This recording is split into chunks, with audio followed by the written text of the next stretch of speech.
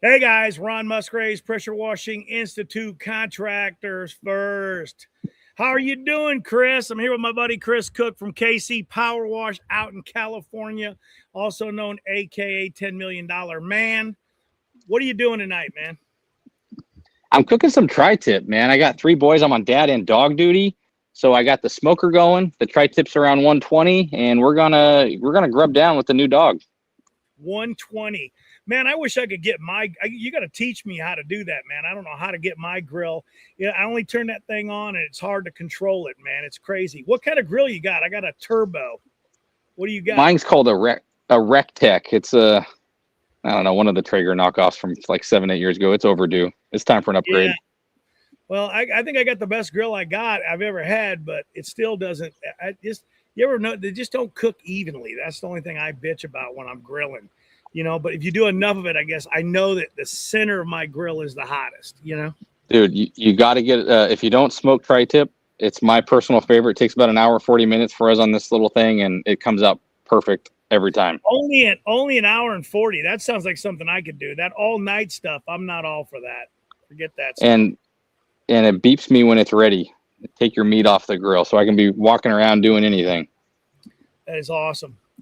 Well, guys out there, Kris and I came live because on Monday, we're gonna be going live, and it's about the event you're doing in Massachusetts. I guess you guys nicknamed it the Massachusetts Masterminds, right? I can hardly say that. It's like a tongue twister. And you're doing that thing with Jake Benjamin. Mr. Jake Benjamin. Jake flew out. Jake flew out last year, and he's growing in he's switching some of the sales model. Hopefully I don't share too much. It's his story to share, but they're switching up some of the model. He heard we're doing some of these things pretty good. We just hit it off. I loved Jake. I'd always followed him online. He's so good online, but to have someone who just takes action like that, buys a plane ticket and says, sure, I'll see you tomorrow. He literally just hopped out, and then we spent 12 hours together, and he partied in Laguna, I think, for a few days. And he's going to do it again in like 2 weeks. We're going to go hit some golf balls. He got into golf, I think, because he watches me on my sim in my garage all the time, hitting golf balls all day. Nice. What kind of simulator you got? Dude, I got a cheapo SkyTrack, and it just took a crap on me. So I'm going with this upgrade on a new gaming computer and this like ceiling mounted XO2. If you're a golf nerd in the sim world, it's I'm going better class this next round because the SkyTrack got me for like I've done the simulation. I've gone to places like, not the PGA store, they have them, you know what I mean? And I've hit them there. And it was so long ago, you used to hit the tarp, you know what I mean, in front of you. The ball would hit a tarp, and then that would determine like the speed and, the distance and where you actually went. I'm sure it's better now. But these golf simulation places, dude, are dropping. They're all over the place, man. They're like Circle K's now. Dude, the future of golf is indoors. You can play around in 40 minutes. You got them now where you can connect with your buddy and you can play remotely. The same stuff we're doing right here. Imagine us just drinking a beer in the mini split comfort of our own garage door, and just getting around and shooting the breeze. Yeah, that is where it's at, man. It's crazy stuff. They built one out here that's got it's like 8,000 square feet, and they got 32 pickleball courts. Not pickleball courts, bag courts. They're playing bags, they're throwing darts, and they're hitting golf balls. It's crazy. My coach is actually moving towards that model because he's got one of those little light industrial bays, and he says he's going more entertainment route with archery and all the other stuff. Because he's tired of grinding out lessons with hacks like me. He was great. I loved him. I dropped like 13 strokes in like 15 months. But part of that was lessons. Part of that was like access to golf in my garage, which is what makes golf difficult, What I try to do is in golf, I try to get under 100 on 18.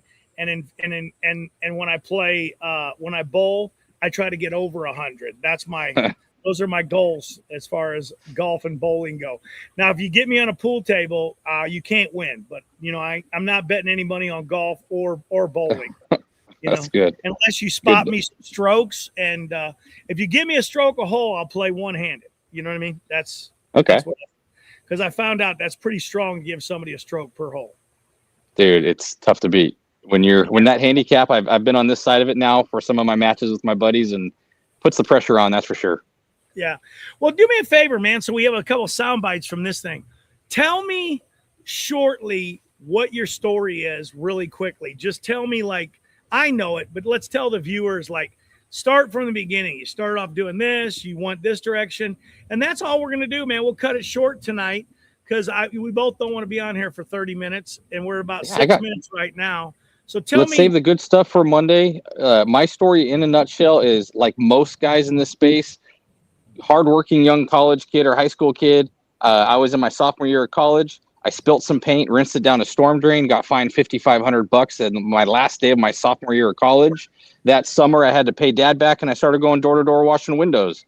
And that was 2006. I carried a window washing hobby with me through college and started going into the pressure washing route around 2011, like a lot of window cleaners flip, you know?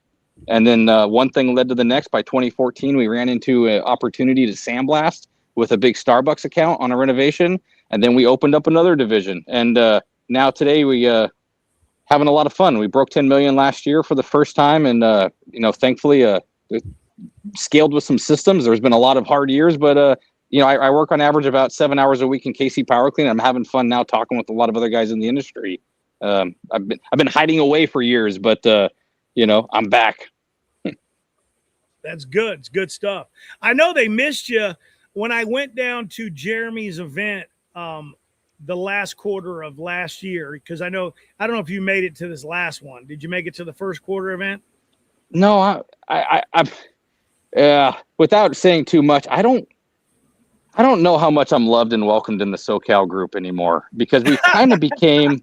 I'm kind of like the evil empire, Jeremy's awesome, man. I think that it might feel like that, and I'm sure there's some guys in there that treat you like that. But man, when I was down there doing the sales class in the first quarter, all the guys in the group, man, were like, "Oh my God, where is Kris here? Kris here?" Because lots of people asked me if you were going to come down. You know what I mean? And then. They were like, where's Kris at? And I said, well, he didn't show up, man. I go, it's too bad, because I wanted to see him too. But no, I don't think that's the case. I think that the real guys that are interested in moving their businesses, man, know that when you rub elbows with other guys that are successful, that's how you get there, man. Nobody does this stuff on their own. There's multiple. For sure. I want to just clarify this. There's multiple mentors in everybody's life that's successful. Yes. I don't care if you're Elon Musk or, Donald Trump. These guys all 100%. Had guys that were there. I mean, we all know Trump says it was his father and older brother, Yep. But we pick pieces from the people close to us that we want to emulate there. Yeah, and that's for me. That's probably my parents were probably my biggest mentors. I mean, and that's really what it should be. That's why I try to be the best I can be for my kids, and I encourage my kids. No one's gonna like hearing this, but never have a job. Don't worry about college. All the things that your wife doesn't want to hear you say to the kids. That's what I tell them. And if you're not going to be that example, like, oh man, you should go to college because you need something to fall back on. I just don't believe that anymore. And I don't believe it now more than I didn't believe it 25 years ago. I don't believe it at all, because I see these poor kids coming out of college now, and they got to have a degree to vacuum cars at a rental agency. You know what I mean? I go, why would you need a degree to vacuum cars at a rental agency? I mean, and that's how stupid this thing has become. We've replaced a high school diploma with a college degree now to work at McDonald's, and it's kind of silly. Yeah. And AI is only going to change more and more of that, as well as social, with the peer groups and networking groups. Because for me, the biggest impact in college was probably just the network and the relationships forged. And now I imagine that's with tech's going to get, that's going to morph more and more too. So, yeah. What's up, Pete? How you doing? Tommy, what's going on? Tommy, haven't seen you in a bit, man. Caught you a little bit on social media there. I think you were at a party or something this week. Keep up the work, Pete, man. I see you're back in the gym. These are all guys from Chicago. They're my hometown boys right there. That's awesome. Thanks for chiming in. Working on, that Chicago event that I went to had 365 people at it. and it wasn't bullshit. There was actually 365 people because I took a picture of them. You know what I mean? A lot of these guys at these events, I don't know what I don't want to. I don't want to promote that there's a lot of people coming to the event, and sometimes we're fibbing the numbers a little bit. But when it comes down to the actual event, if 10 people showed up, we say 10 people showed up. You know what I mean? If 200, we say 200. But we don't try to tell people that there was 350 people and there was really only 80. You know what I mean? I don't think that's a just thing to do. That's not a long-term sustainable strategy. No, it's not sustainable, and it only means you're going to have less people at your next event because you're going to have people trash talking you because they're going to be like, hey, you didn't, you told us you had 300 people there and we came and there was 10 guys standing around, and I will say this because I want to say there's two things I want to say. Kris is doing an event in Massachusetts here coming up, and I put the links down below. It's not about how big an event is anyways. Some of the smallest events I attended were some of the best events. Okay. Amen to that. Yeah. And sometimes it's a little bit more intimate, a little bit more family-like. More is always not better. Okay. Because sometimes you can't do the networking and the things and have the intimacy when there's 300 people, sometimes it just doesn't happen. But when there's 20, 30, 40, 50 guys or whatever the event's scheduled to be, it's great. And I do a lot of free events. Guys will be, Ron, why y'all do these free events but you promote some of these paid events? There's nothing wrong with paid events, okay? Some of the people out there that say, well, you got to pay for it because you got to have a stake in the game to get involved out of it. I always say this. If you don't want to go to a free event, and I go, free events can suck just like paid events, okay? And paid events can suck just like free events. It's really all about the content. It's about the people. It's about the drive of the people that are there. It really is. That's what it's all about. It's not about anything else. Because if you go to an event and there's a drive and the people really want you to succeed, whether it's paid or whether it's free, you're going to make things happen. And let me speak to that because that touches, I've been to conferences where keynote guys bombed and they've shipped in emergency keynote guys that 6 hours later try to save the conference.